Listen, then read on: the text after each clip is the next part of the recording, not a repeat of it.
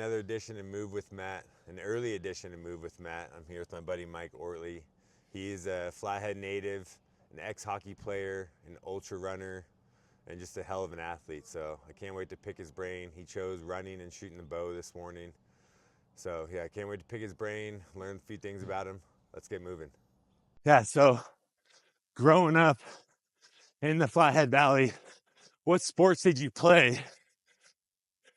And like, how has it changed since you grew up here with like facilities, sports programs? Yeah. I mean, I played everything. Yeah. And I mean, I played soccer, basketball for a little bit. Yeah. 1 year of football, my freshman year of high school. Yeah. I was in 4-H. Oh yeah, me too, dude. I did a lot of, here in Columbia Falls, like doing Western showmanship and trail riding, that type of thing. So we were all over the place with sports. And those were really strong communities back then. Oh yeah. I don't know what they look like now for 4-H and that, but hockey, I guess, was the most interesting one because when I started, like, it was brand new in Whitefish. Which is so crazy to me. Yeah, it's wild to look at it now. But we were all outdoor. Yeah. I was there when we were putting boards up. Yeah. Like, it was a big deal. We had boards. Like, the refrigeration was great. Yeah. To actually have, like, ice consistently. Yeah. But we eventually got boards. Parents were keeping score on score sheets. And watching that program slowly build up to where we were, going to tournaments and having teams come visit us. Yep. And now I just see, I talked to someone who's part of the association and it's huge. It's a big thing. Oh, totally. Yeah. And that was, it was pretty wild. There were times where, we were getting those deep negative degree temperatures. Oh, yeah. And parents were, trying to put hats on us so our ears wouldn't freeze. And we always kept a thing of petroleum jelly. Oh, yeah. To put on our noses. No freezer burn. Yeah. We did well in those games. So we had visiting teams from like Helena, Butte that had rinks for a long time. They were not used to that. Yeah. Okay, so junior hockey athlete growing up, how does that translate to the ultramarathon world? Mindset-wise, more mindset-wise than physically, I would say. Yeah. I think the biggest thing with taking running seriously and, eventually getting a coach starting in 2022-ish, things came fairly easy. Yeah. I could go jump into different sports and be somewhat successful without having to try all that much.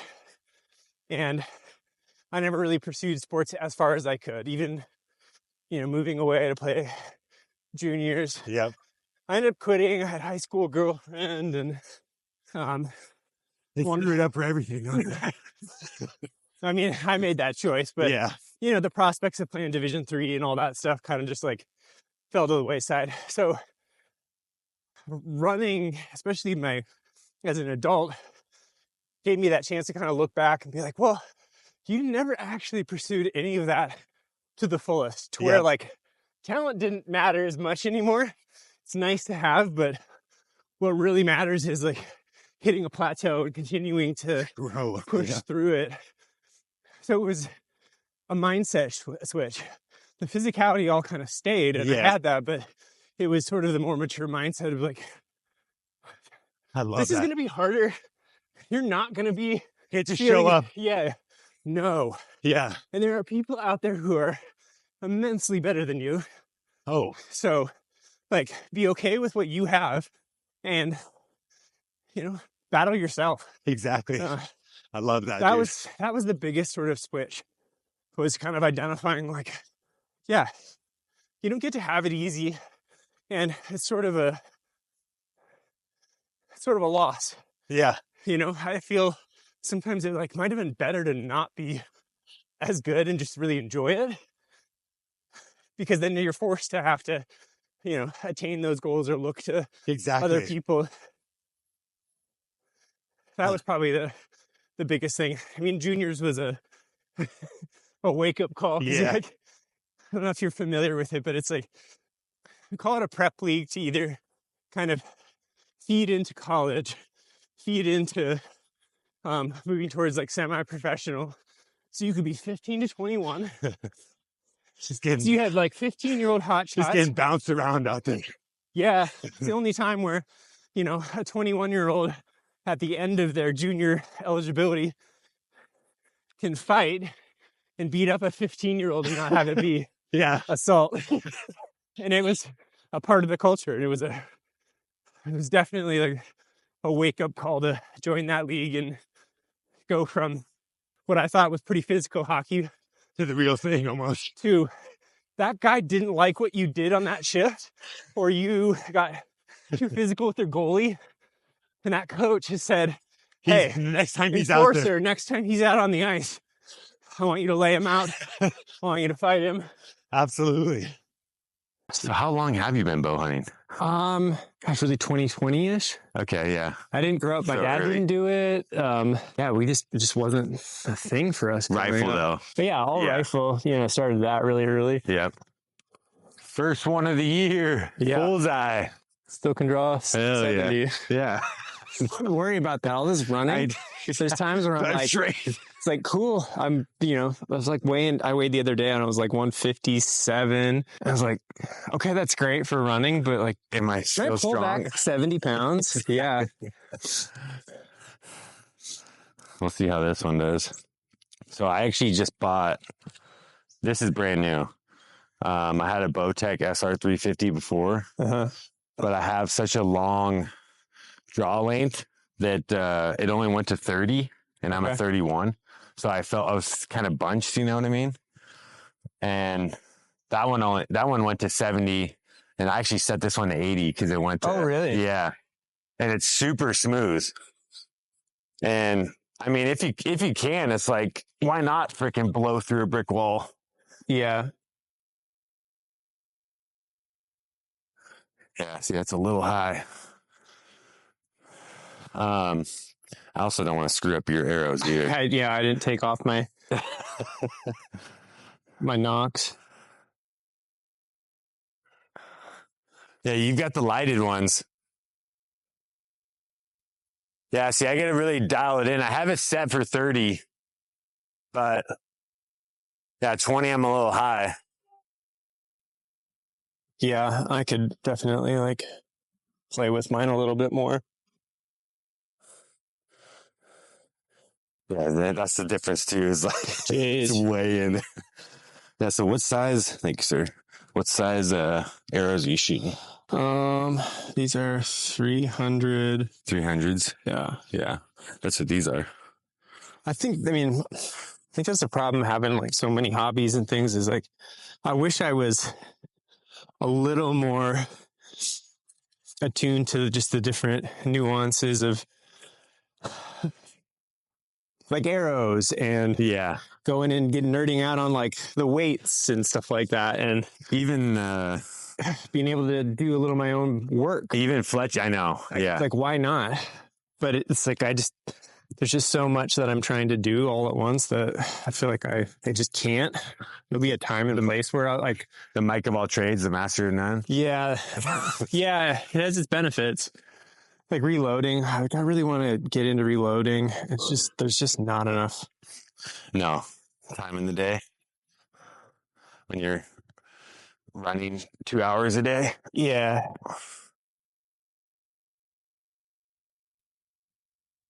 Yeah, so I gotta aim quite a bit lower, and it's still high.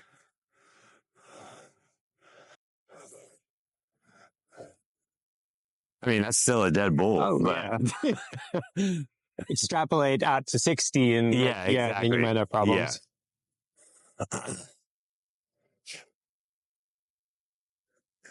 But you're horizontal, right? Nice shot.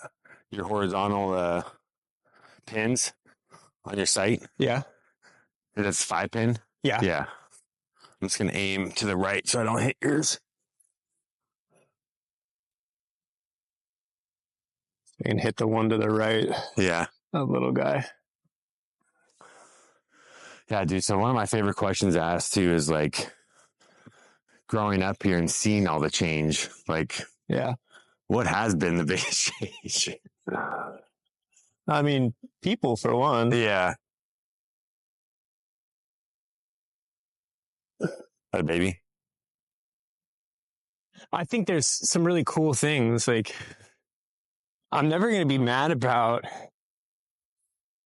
more and better food options. Yeah.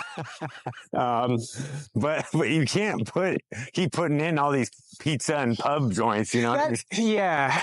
And there's, you know, if you go, like every time I go on like 93 and come into Kalispell, like, I'm always like, I'd love to not see as much as far as like the franchise type places. It's like, that's not special. No, exactly. We don't Does it keep money in the valley? I mean, I can't tell you. No. It doesn't feel like it. I hope not. I hope that's not what people are eating all the time.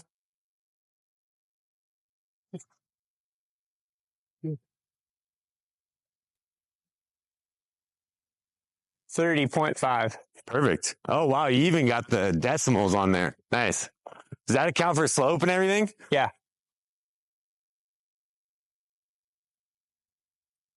Yeah, I've just got a standard like Bushnell. But have you killed? What have you killed with your bow? Handful of deer, cow elk, Nice. quite a few grouse. Yeah. That would be fun. Have you had Turkey. Have you had an opportunity on a bull? Yeah, I unfortunately wounded one. Never recovered. That's the part that people don't talk about either, dude. Like, yeah, you gotta. I'm glad you brought that up. It's a very real thing, and I mean, archery is a high reward and high risk, and you got to be willing to pay for the mistakes you make. Even rifle, dude, because I feel like so many people, unfortunately, like road hunt, and they just think like, oh, it's October now, I'm just going to go hunting. They never pick up their gun before. And they just think that they can go. We didn't do that growing up either. Yeah. I mean, we would kind of, start of the season, like, can you hit, a general area at 100 yards? And you a paper plate or something. Call it good. And there was no, like, I mean, at this point in time, like, I'm going out, if I can, like, I like to re-zero before every hunt. Almost. Exactly, yeah. Because you never know if the truck's bouncing it around or something. Totally. And I'm, really particular about my cleaning. I'm very well thought out process of how I clean every time. I know how my rifle shoots after it's been cleaned down to, super clean bore to, okay, it's had like 5 shots through it. And it's kind of a sweet spot right now where this is where it's shooting optimally. Mm-hmm. I didn't do any of that growing up. Just wasn't part of it. No, you just put it in the gun case and put it back in the safe. And then next year you'll take it out and shoot it. Yeah. That's it. Yeah. That's how I grew up too. And it's like, I never cleaned I don't think I cleaned my gun for like until I was like early 20s. And I started when I was 14. Yeah. I don't remember cleaning guns growing up. Exactly. Not at all. No. This is not good. All right. 30 yards. This one should be okay.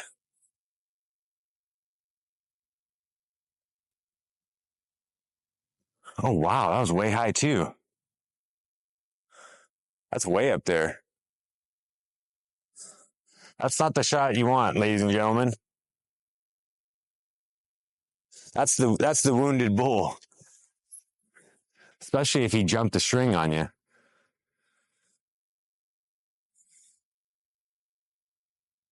Oh, that's a good shot. Right. Yeah, that's okay. I'm going to aim a little left so I don't hit you.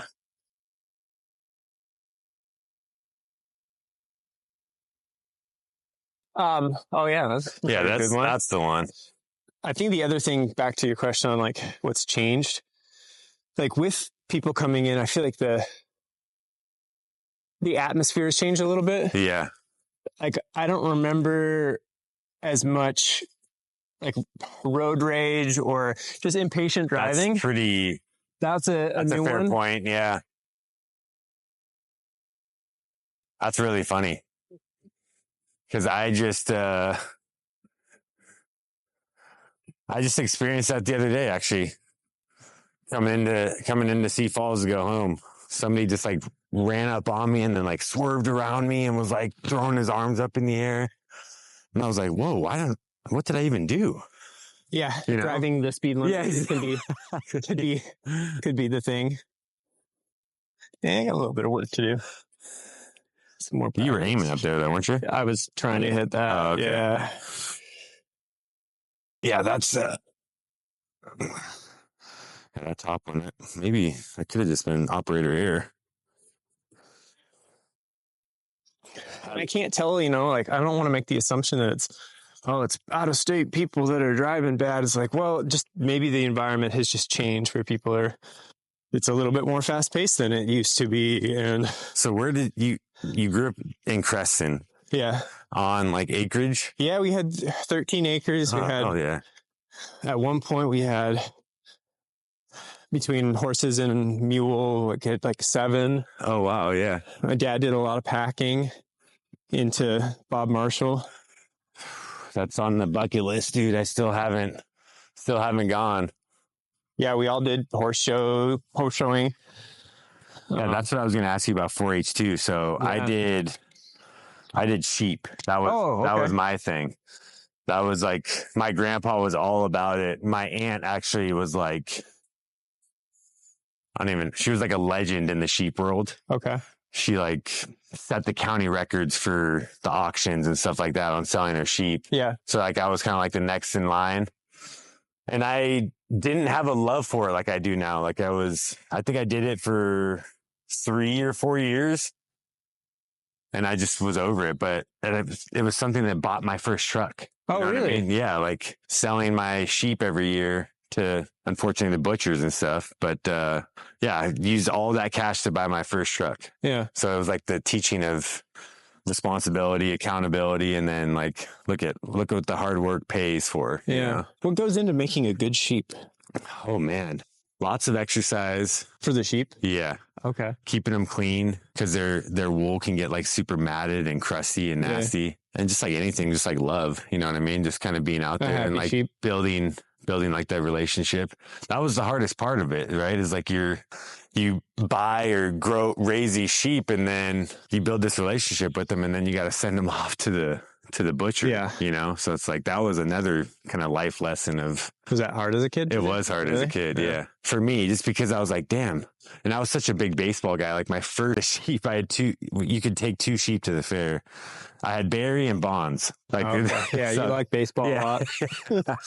So especially that before or after the roids. That was before. Okay. Yeah. It's like, yeah, exactly. Roid up the sheep. That was a thing too. I don't know if that was a thing for your 4-H, but I mean, for horses, for us, it's like, it's not really performance. It's more like, how well do you train your horse? Yeah. Yeah. So people would try and like bulk them up with some nasty. Really? Yeah. Get more weight on them? Yeah. And selling? Like fill them out a little bit more. Interesting. Yeah. But then you would get caught and then you'd be DQ'd. Yeah. So it's not good for the sheep either. Yeah. But, I say all to say, like, we're going to have our daughters do something. It doesn't have to be sheep, but it could be anything. Like, I just love that world. You know, you met a lot of cool people. Oh, it was a blast. Hanging out at the fair. Like, we had chickens. I took a rooster one year. I took a rabbit one year. But you don't sell those, right? No. Yeah, you bring them back. Yeah. Yeah. I mean, we ate the chickens. Right. Yeah, you bring them back. But there's no auction. No. Yeah. Not that I'm aware of. Yeah. Yeah. But did you ever go to any of those? No, my neighbors did that. They raised cows. Okay. They had steers that they would, take and auction off eventually. And that, like they bought a lot of their, cool toys, like a 4-wheeler. Yeah, stuff exactly. Like that. Yeah. Yeah. Doing that. But yeah, no, we never did anything for money. I did an insect collection. I spent the entire summer collecting different insects and like, killing them and mounting them in this special glass box and writing all the scientific names and stuff Yeah. like that. I entered that in the fair one year. That's cool. Just like total nerd move, but No. it was super fun. That's better than sitting on your ass playing video games all day. Yeah, that was not an option for us. Shit, all right. Yeah. That's still a dead bull, especially with these freaking broadheads you got. Are you a fixed or expandable guy? Mostly fixed. Okay. I do have some expandables that especially if I'm hunting antelope, put those on. Dude, I'm still so new. I started 2022 maybe, or maybe even 23. So I'm still learning so much. I started with expandables. Yeah. And the first buck I shot was actually last year. Dude, I'm talking like just a gaping hole. Yeah. There's the cutting surface is nuts, super wide on them. Yeah, like it was 30-yard shot. I released it and I was like, oh, perfect shot. But then I saw it hit the tree behind him. And I was like, no way did I just miss him. Yeah. And then he ran off and I heard like a big crash and I was like, oh man, he's flying through the thick brush. Mm-hmm. So I gave him a second, went and grabbed my arrow and it was just completely lathered in blood. I was like, oh, it just blew right through him. Yeah. And then I let him sit for like another 10 minutes before I walked in there just because I didn't want to jump him or anything and let him hopefully die quickly. He went 20, 30 yards and that was it. And just a huge hole on both sides. Yeah. I was blown away on like that size of a hole that the expandable blade could do. Does a fix usually do that? I mean, the cutting surface is like the diameter is the diameter. Yeah, right. Yeah, I mean, you still get a sizable hole. Have you had blow-throughs? Deer, all of the deer that I've shot have been complete pass-throughs. Yeah. And my cow, that was an expandable. It was like 25, 30 yards. And I made it all the way through and the expandable was sticking out the other side by like a couple inches. So it didn't like completely pass all the way through and out, but it definitely penetrated all the way through. I think if you just put it in the right spot, I mean, that is probably like a large portion of what matters. Yeah, for sure. Ooh. That's why we're out here, dude. I'm happy about that one. That's what I want people to realize too, is that when you guys see Cam Haynes and all these guys shooting, even those guys aren't hitting perfect bullseyes all the time. As much as the Instagram makes it look like that. Ooh. A little bit of I tried to shoot a little left to not hit your first arrow, and then I hit your second arrow. Hopefully it's okay. Because as we know, arrows are not cheap. No, and I went like match grade just to increase the chances that they're all close to the same. Okay, well, we're good. Have you had a Robin Hood moment yet? No. Dude, I've got one. I mean, I've definitely broken knocks and practicing with broadheads. Yeah. Have sliced fletchings where it's just like went and just cut through. I don't think I have a picture anymore, but it actually went through my arrow. Oh, really? Yeah, it was like stuck in my arrow like this. That's cool. Yeah. But yeah, not having one like go just directly through the knock, that'd be pretty cool. Yeah, I mean, starting now, we'll be doing a lot more of that practice at, 20 yards and just going through the process and getting that dialed back in. Yeah. Like, okay, like, how's my draw? Am I getting my elbow all the way back and not kind of letting it sneak forward a little bit? Like, am I pulling up like my touch points perfectly the same each time? And did you do all that? Did you have a problem early on? I still have a problem sometimes of being a trigger puncher. You know what I mean? Yeah. Of like, okay, it's on there, and then you like are almost anticipating it. So yeah, a little bit. I try to just, like when I'm getting things like really dialed in and I'm shooting really well, getting 3-inch groups at 60 yards, kind of stop consciously thinking about it. Yeah. It's like, okay, Same. just try to do that Yeah. over and over again. And have you always used this release? This type. Yeah. Yeah. Have you tried a thumb release, anything like that? I did once at a range. Like the first bow I got it when I lived in Arizona. There's a really good shop in one of the, like, I don't know, what do you call it? The range, the guy that's like in charge of the range, like the range. Yeah, I know what you mean. Captain or whatever we want to call it. Yeah. He was like a competition target shooter. And he, I would see him all the time and he's like, hey, try this out. Like I launched an arrow like low and into like the metal frame of the target and just shattered it into a million pieces. And that was the last time I tried it. I'd like to do it again. Yeah. It wasn't a great experience. I feel like, I don't know, a lot of those like target guys especially, they love that thumb release. Yeah. And I don't know if it's like, because you're more of just like a... Well, I think to your point on the trigger punching, like it prevents you from really doing that. Exactly. So, yeah, I think there's something to it. But at the same time, it's like, I like having this thing hanging here. I know. I don't have to look at it. Same. This is a hook style. So all I have to do is find my D loop and I can keep my eyes on everything else, which is kind of nice. I agree.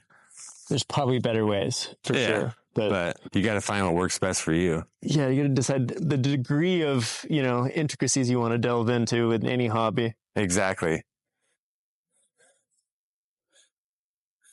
There are...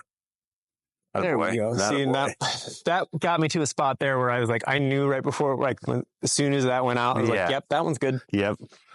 Those ones always feel good. Okay, I'll go low right.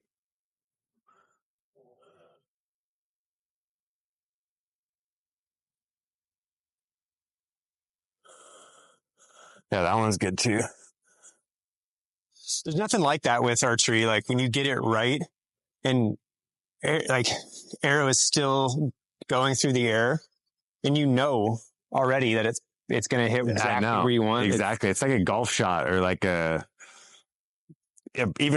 correlate it to even like a perfect throw because I would like play quarterback sometimes, It's like as soon as you release it, That one was not that.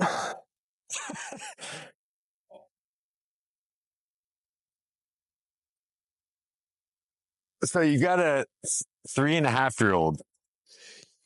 Yeah, we've been dating for like 6 months now. I was trying to aim left, but not that far left. And she came from her previous marriage. Yeah. And it's been obviously my first dive into that world of, being a parent and taking on that role. And man, there's nothing that number one gives allows you to give your parents way more grace, dude, than 100% starting to kind of dive into that and like know that there is no handbook. Like it's not a one size fits all. Yeah, you're figuring it out as you go to a degree. I mean, you have things that you know to be true and examples, but it's an incredibly rewarding, but it's really also very hard, super hard. But I love it, and I know I don't know. Feels like it's a different kind of love. I've been essentially dating two people. Yeah, exactly. It's challenged me in ways that I have never been challenged before, in all good ways too. For sure. It makes you think about a lot of things. And for me, I just always, it's hard for me to even explain this, but it's like, I am so hard on myself. Yeah. And just like how I operate about always pushing, striving, being better. It's like, I'm already trying to think of like how I'm going to translate that to them in a way that makes them find what they're passionate about and go for it without pushing them way too damn hard. You know what I mean? Yeah. Because in my mind and how I operate, like the harder the better almost. And like I need to just keep going. There's no time off. Keep doing this. And it sometimes translates into like my personal life where I almost hold my loved ones to the same standard. Yeah. Without like, I don't know. It's like, I want that balance of like, find what you're passionate about and go for it without me having to like be on your ass 24/7. You know? Yeah. That's the hardest part for me. It's like not putting my, not even stress, but just like my craziness on them, you know? Yeah. To kind of impose Yeah, that, exactly. which can be at a time very positive, but it can also be a you know, to your detriment. Like we were saying on the run, it's like, if you're like the perfectionism, it's like if you're not perfect that day, it almost haunts me. Or if I didn't do exactly the workout I wanted to do that day or whatever it was, Yeah. it's like I'll lay it in bed at night thinking about it. Mm-hmm. And it's like I want them to have that, but not to the detriment, like you were saying. Not let it like cripple you almost. Yeah. Be able to see the forest. Yeah, through the exactly. trees. So that's the part that I've been really trying to like just because they're 2 girls under 2. Yeah. So they're not even close to being able to understand what I'm saying or doing. Yeah. But I just like the half marathon, for example, the other day or last 2 weekends ago, whatever it was, just them being at the finish line and seeing dad finish it's like the coolest thing in the world, dude. Yeah. You know what I mean? I'm excited for that. Yeah. Just like, oh, wow, look at like dad's out here in a cool environment with all these cool people pushing himself. He looks like he's dying, you know, but he's like still smiling and having a good time. Yeah. All right, guys, that concludes another episode of Move with Matt. Appreciate Mike for being out here, making me run this morning, shoot the bow, good conversation. He's a good dude. If anyone wants to like reach out to you, like to go on a run or something like that, where would they find you? I would go, honestly, group runs and stuff in the valley, on Strava. Okay. Hell Roaring Run Club, Floral Park Yeah. Run Club. That's another good one too. Yeah. Yeah, I'm not much on social media, Yeah. so you can, but Yeah, he I'm might not checking answer. out yeah, so yeah, that's probably the route I would go. Okay. Yeah. All right. Well, he's a hell of a runner. So if you guys are looking to get in better shape, hit this guy up. But until next time, keep moving.